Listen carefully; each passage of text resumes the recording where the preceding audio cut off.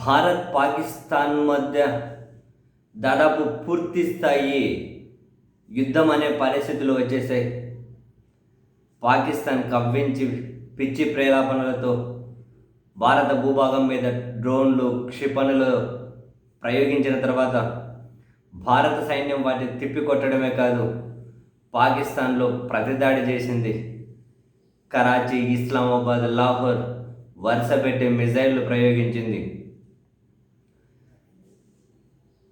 పాకిస్తాన్ ప్రధానమంత్రి షహబాజ్ షరీఫ్ తన ఆఫీసులో, తన కార్యాలయంలో ఉన్నత స్థాయి మీటింగ్లో ఉన్నప్పుడే ఈ భారత్ పాకిస్తాన్ వివాదానికి సంబంధించి, ప్రస్తుతం పోరుకు సంబంధించి ఉన్నత స్థాయి మీటింగ్లో ఉన్నప్పుడే భారత క్షిపణులు ప్రధాని కార్యాలయం నివాసం చుట్టూ విరుచుకుపడ్డ భీకరమైన శబ్దాలు.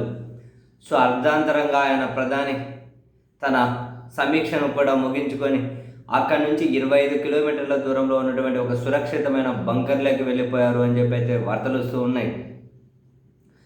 ఇస్లామాబాద్లోని ప్రధాని నివాసం చుట్టూ కూడా భారీ ఎత్తున భారత్ భీకర దాడులు చేసింది అని చెప్పి ఇంటర్నేషనల్ మీడియా కూడా రిపోర్ట్ చేస్తూ ఉంది. ఇంతేకాదు 71 తర్వాత లాహోర్ పోర్టు మీద భారత నావికా దళం దాడి చేసింది. భారత నావికా దళం కూడా రంగంలో దిగింది. ఐఎన్ఎస్ విక్రాంత్ను అరేబియా సముద్రంలో మోహరించారు. లాహోర్ పోర్టు మీద విస్తృతంగా దాడులు చేశారు. ఈవెన్ అజిత్ దోవల్ నుంచి కూడా తన అఫీషియల్ ట్విట్టర్ హ్యాండిల్ నుంచి ట్వీట్ వచ్చింది, లాహోర్ పోర్టు డిస్ట్రాక్షన్ జరిగింది అని. సో 26 యుద్ధ నౌకలు మోహరించాయి. ఇటు నావికా దళం, ఎయిర్ ఫోర్స్, ఆర్మీ, త్రివిధ దళాలు కూడా రంగంలోకి వచ్చేసాయి. పూర్తి స్థాయి యుద్ధం వైపు వెళ్తున్నాయి. అంతకుముందు పాకిస్తాన్ డ్రోన్లు క్షిపణులతోటి జమ్మూ ఎయిర్పోర్ట్ మీద, అమృత్సర్ మీద, జైసల్మేర్ మీద దాడి చేసే ప్రయత్నం చేస్తే మన బలగాలు తిప్పికొట్టాయి.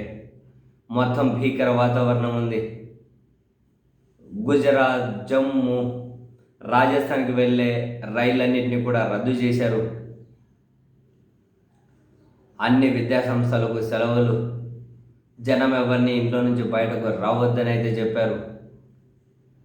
భారత్ S-400 L-17 సిస్టమ్లను యాక్టివేట్ చేసింది.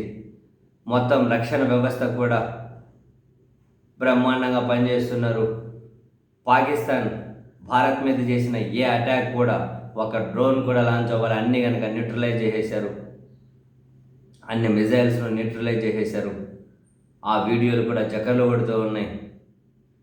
వెరసి అట్లా పాకిస్తాన్ చేసినటువంటి ఆ దాడిని సమర్థవంతంగా తిప్పికొడుతూనే భారత్ పాకిస్తాన్ భూభాగం మీద విస్తృతంగా దాడులు చేస్తూ ఉంది. పాకిస్తాన్ దగ్గర సమాధానమే లేకుండా పోయింది.